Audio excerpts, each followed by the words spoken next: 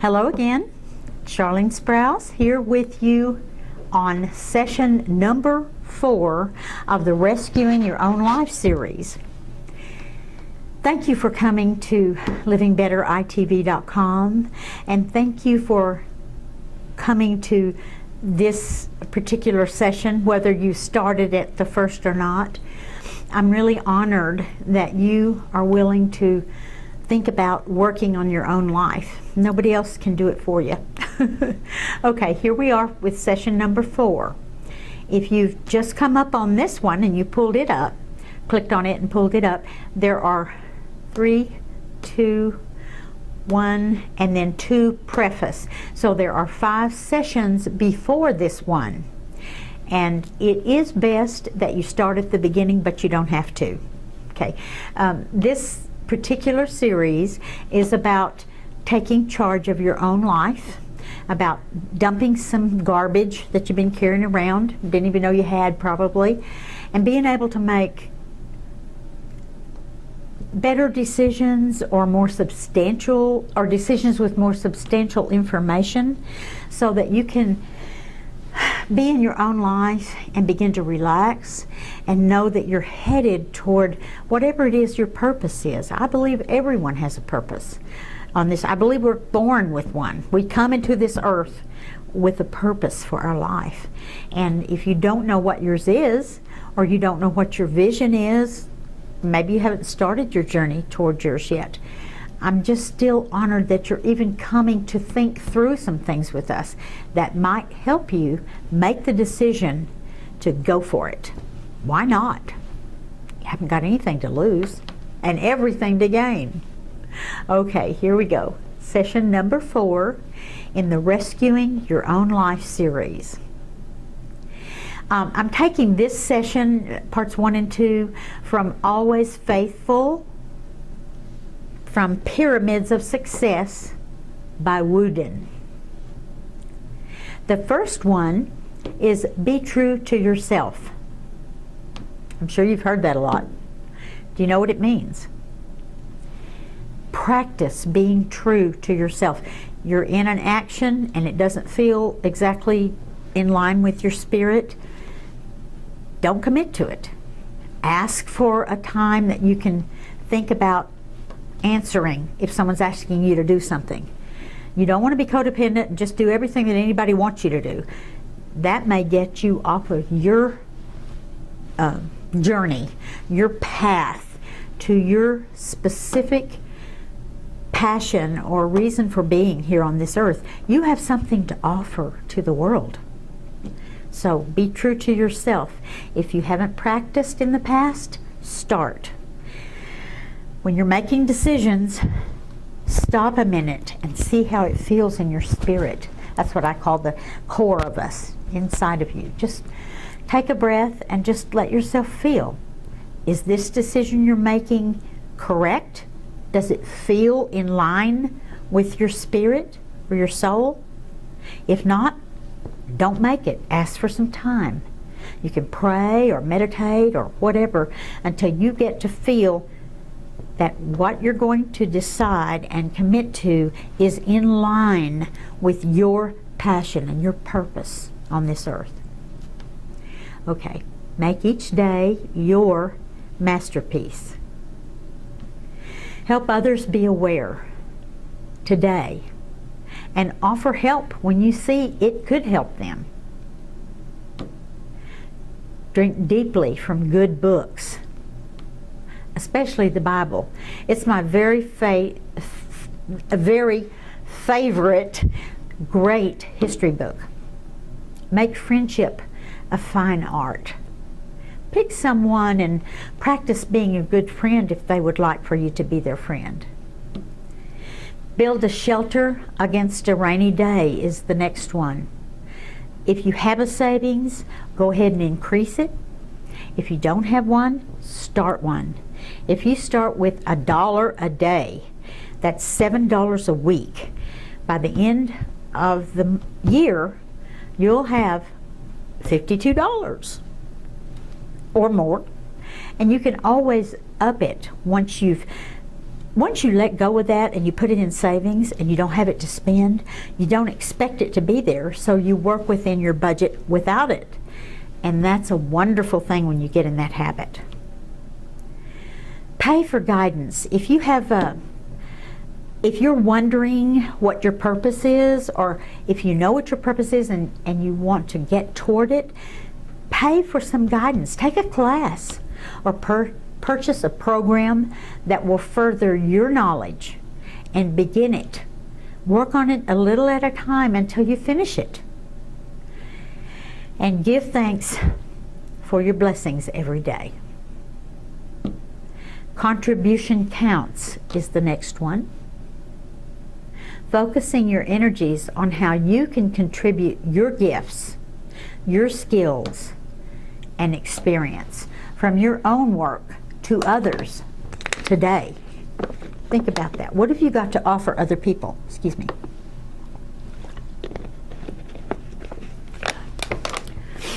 Write how it felt to purposely contribute to others today. Just takes a few minutes at the end of the evening to jot down.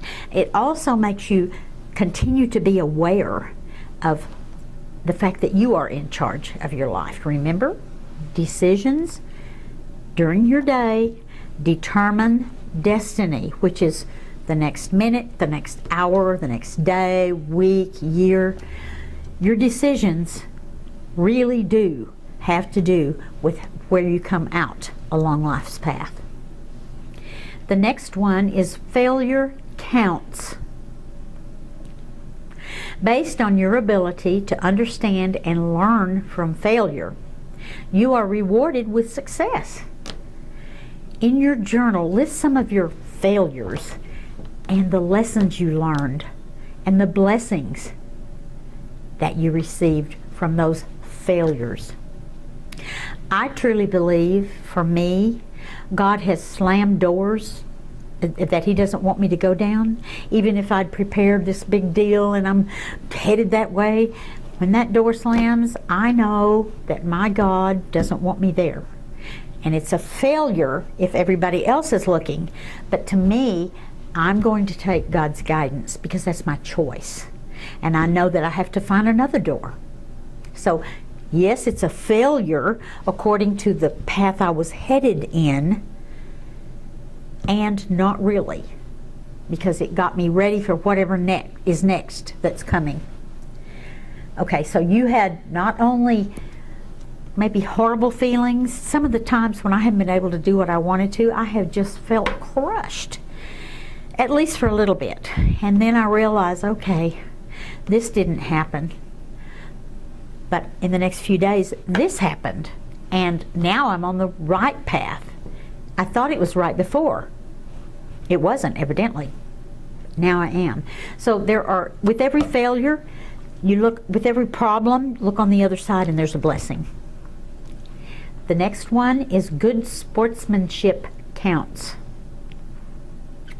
Discipline, humility, self-control, joy, rules, accountability, encouragement, gratitude, role modeling the rewards and responsibility and listening and communication are all involved in good sportsmanship.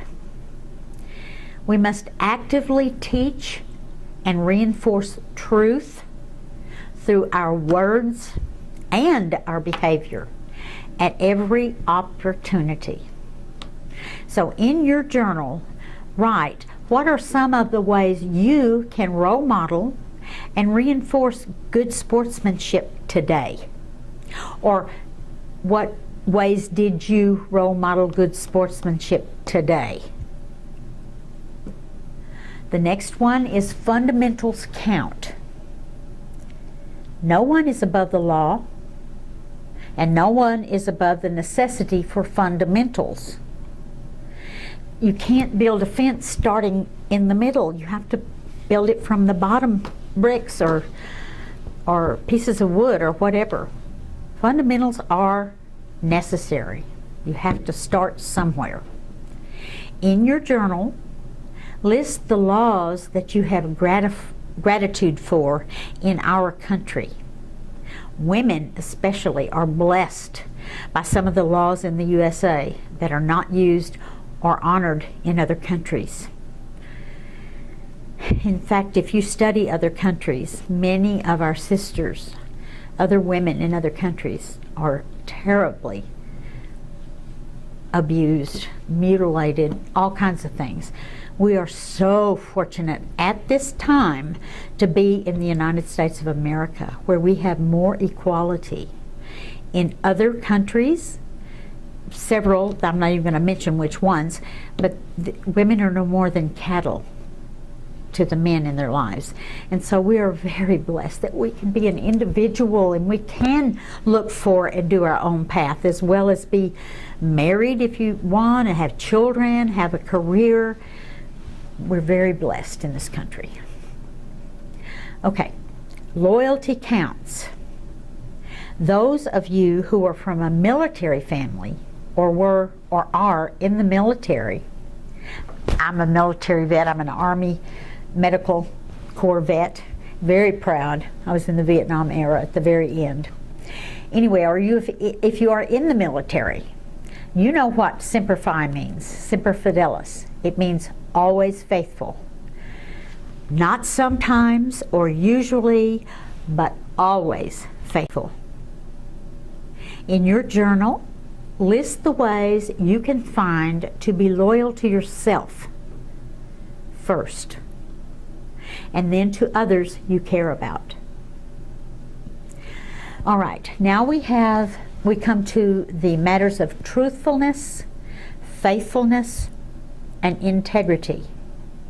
These are the gold standard for relationship excellence.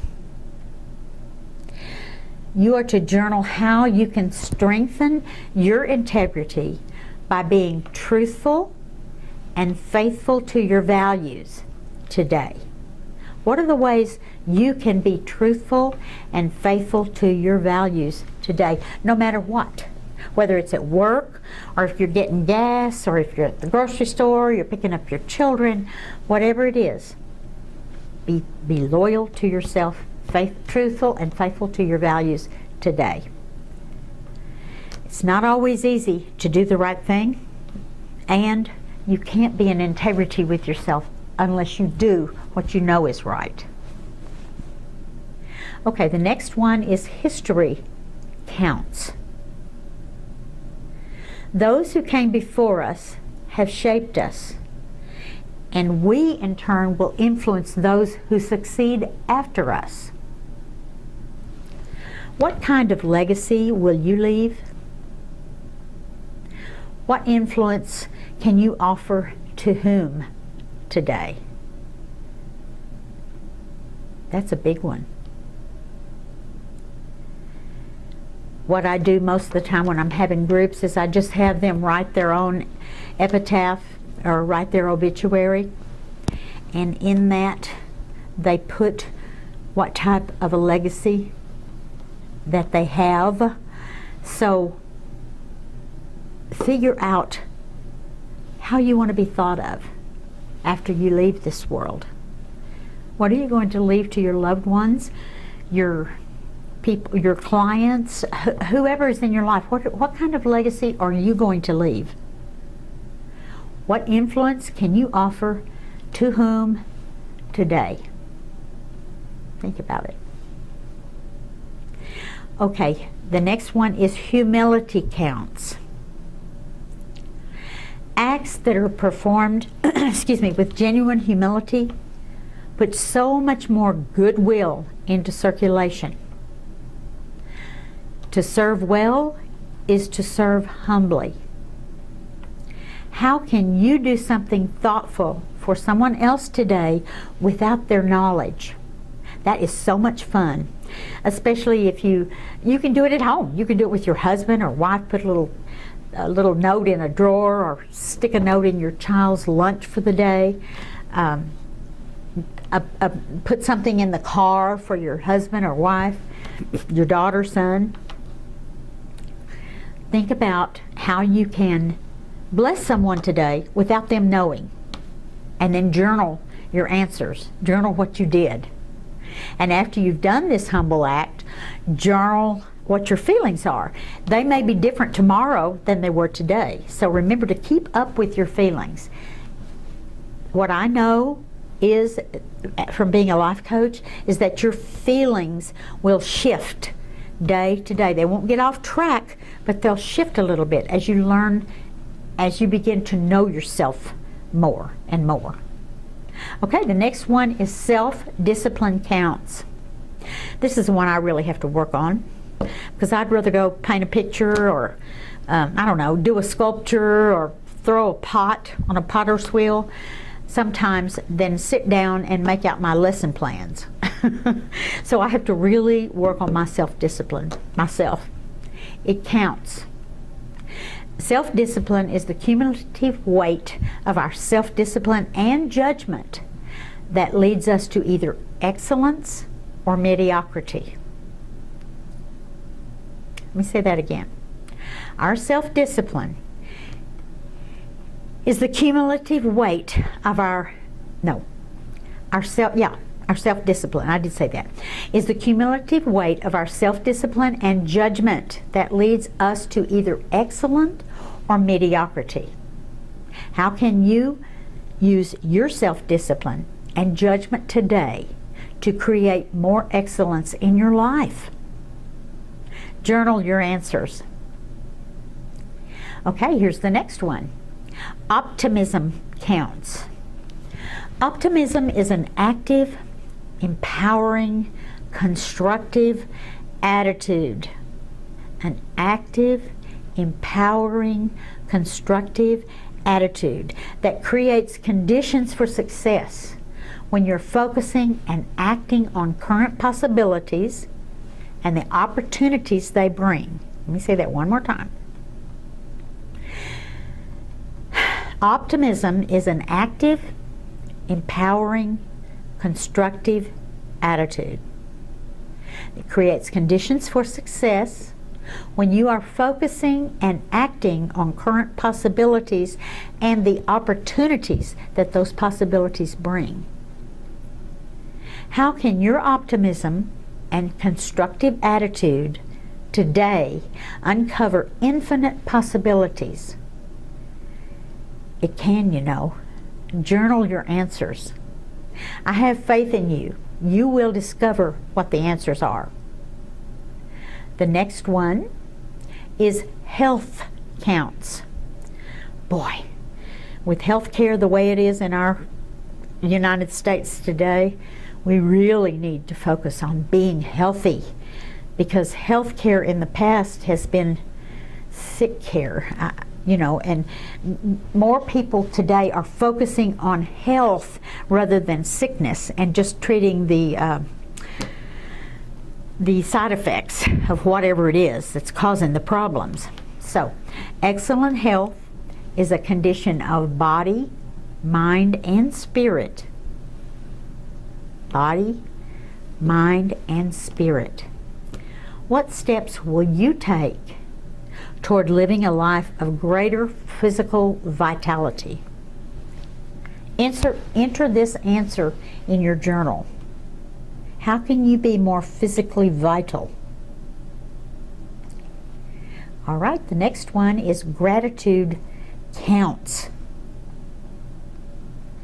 Your peace of mind and quality of life is enhanced as you practice gratitude. What steps will you take to demonstrate sincere gratitude? This is going to be different in different situations that you're in, that your life brings you into, or you bring into with your life. Every situation or circumstance has a different makeup. So it depends on where you are, what you intend to do, who you're with, and what steps will you take to demonstrate sincere gratitude. In your journal, go ahead and journal to whom and for what reason would you like to express sincere gratitude. Okay.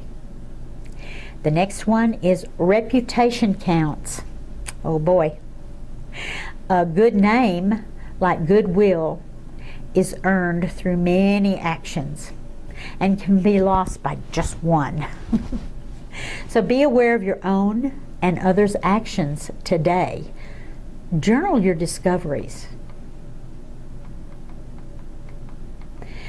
Your reputation and your good name is earned through many actions, and again can be lost by just one, a wrong decision, a wrong word at the wrong time, not being compassionate, not being thoughtful and thinking through what you're going to say.